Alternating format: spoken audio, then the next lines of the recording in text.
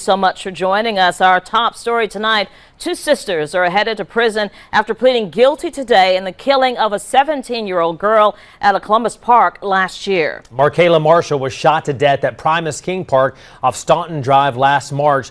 Police saying her death coming after a fight between the girls. News 9's Amaya Graham was in the courtroom. She joins us live now from the Government Center with details. And Amaya, the guilty plea from the sisters coming as testimony was about to begin in their trial, right? On the evening of March 31, 2022, in Primus King Park on Staunton Drive in Columbus, Georgia, 17-year-old Markayla Kalleah Marshall was shot and killed in front of her younger sister. Law enforcement responded shortly before 7 p.m. to reports of gunfire and found Marshall suffering from multiple gunshot wounds. She later died at Piedmont Columbus Regional Hospital. Two other teens were also wounded in the incident.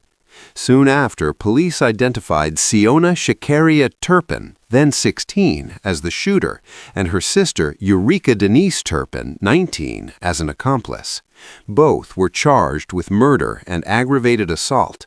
Police tonight issuing a second murder warrant in the death of Markayla Marshall. She was shot in Primus King Park in Columbus on March 31st. Police have issued the warrant for Eureka Turpin. She's charged with 1 count of murder, 2 counts of aggravated assault. Her sister, Siona Turpin, was already arrested and charged in the murder as well. Initial court proceedings saw claims of self-defense and mutual combat, while prosecutors presented evidence, including social media video and testimony, suggesting the confrontation was planned as a fight and escalated into deadly violence. Over time, both sisters pled guilty to voluntary manslaughter and received substantial prison sentences, bringing formal legal closure to the case. My mother tried to de-escalate the situation. She was like, y'all are family, y'all don't have no business out here fighting. And Marissa Upshaw, she stated, child boo, child boo. Then I noticed, I seen Ivy Bourne walk up to Markayla and she started whispering in her ear. And that's when Markayla came forward with the pepper spray. Here, we deliver clear, factual, and up-to-date true crime stories. Subscribe and turn on notifications to stay informed on the latest cases and investigations. On the evening of March 31, 2022, several teenagers gathered at Primus King Park after communication exchanges earlier that day indicated a fight had been arranged. The confrontation involved Markayla Marshall and Siona Turpin, with Eureka Turpin present. Video evidence later presented in court showed a physical altercation beginning between Marshall and Siona Turpin. During the confrontation, a firearm was discharged multiple times. Marshall was struck and collapsed at the scene. Emergency responders transported her to Piedmont Columbus Regional Hospital, where she was pronounced deceased. 2 other individuals were treated for non-life-threatening injuries resulting from gunfire. The physical evidence confirmed close-range gunfire. Investigators secured shell casings, reviewed video footage, and collected digital communications to reconstruct the sequence of events. Law enforcement quickly identified Siona Turpin as the individual who discharged the firearm. Witness accounts and video footage supported that conclusion. Eureka Turpin was identified as assisting in arranging and participating in the confrontation. Authorities considered whether the shooting was spontaneous or premeditated. The existence of prior communication arranging the meeting reduced the likelihood of an accidental encounter. Early suspicion focused on whether the firearm had been brought to the park in anticipation of violence. Siona Turpin later turned herself in to authorities. Eureka Turpin was arrested weeks later. Both faced charges including murder and aggravated assault. The motive analysis began with the relationship between the involved parties. Evidence presented during court proceedings indicated an ongoing dispute between Marshall and the Turpin sisters. Social media posts and direct messages reflected hostility, taunting, and threats in the days leading up to the shooting. The communications suggested that the conflict was personal rather than financial or gang-related. Insults and challenges were exchanged publicly online. Witnesses testified that the confrontation at the park had been discussed in advance as a fight. The dynamic was adversarial. There was no evidence of a romantic relationship or financial partnership between the parties. Instead, the dispute appeared rooted in personal animosity, escalating through digital communication. Investigators reviewed whether financial stress or monetary disputes contributed to the motive. Public records and court testimony did not indicate any financial transaction, debt, or property issue linking Marshall and the Turpin sisters. There was no evidence of robbery, insurance claims, or financial gain connected with the shooting.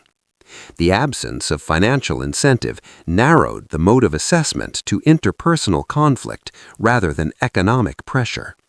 This eliminated one common motive category and reinforced the interpretation that the shooting stemmed from a personal dispute. Court proceedings examined whether Siona Turpin acted in self-defense or in response to fear. Defense arguments suggested she perceived a threat during the physical fight. Prosecution argued that prior statements weakened the credibility of that claim. Digital communications included language indicating readiness to escalate beyond a fistfight. The prosecution presented statements suggesting bringing a firearm to the confrontation demonstrated anticipation of violence. No formal psychological disorder was publicly cited as a driving factor. The behavioral pattern reflected escalating hostility rather than documented mental illness. The court focused on intent and decision-making at the time of the shooting. Testimony indicated that the park confrontation was not the first dispute between the parties. There had reportedly been earlier encounters and verbal altercations. A previous disagreement had not resulted in violence, but intensified tensions.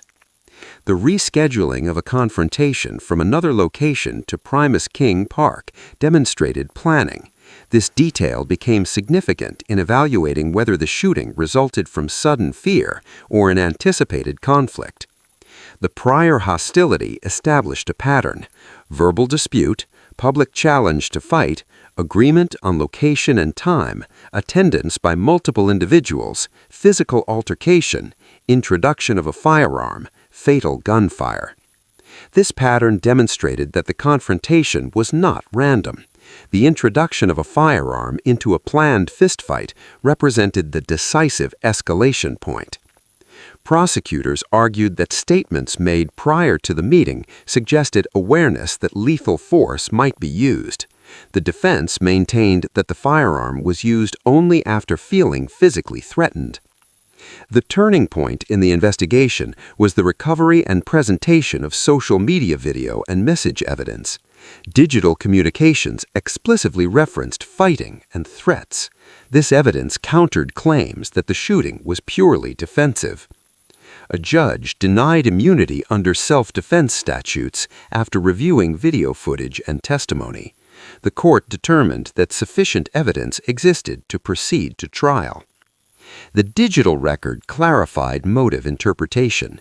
It indicated intentional participation in a confrontation rather than an unavoidable attack. Siona Turpin surrendered to law enforcement shortly after the shooting. She was charged with murder and aggravated assault. Eureka Turpin was later arrested and charged as an accomplice. Both defendants remained in custody pending legal proceedings. Pre-trial hearings addressed bond, admissibility of evidence, and self-defense claims. Eventually, both entered guilty pleas to voluntary manslaughter and received substantial prison sentences, bringing formal legal closure to the case. While the legal case concluded, certain questions remain. To what extent did peer influence encourage escalation? Would the confrontation have remained non-lethal without a firearm present? Did online communication intensify reputational pressure to proceed with the fight? Could earlier intervention have prevented the encounter? The documented evidence supports a motive rooted in personal hostility and retaliatory escalation rather than financial gain or concealed benefit. The progression from digital dispute to physical violence demonstrates how planned confrontations can evolve into fatal outcomes when lethal force is introduced.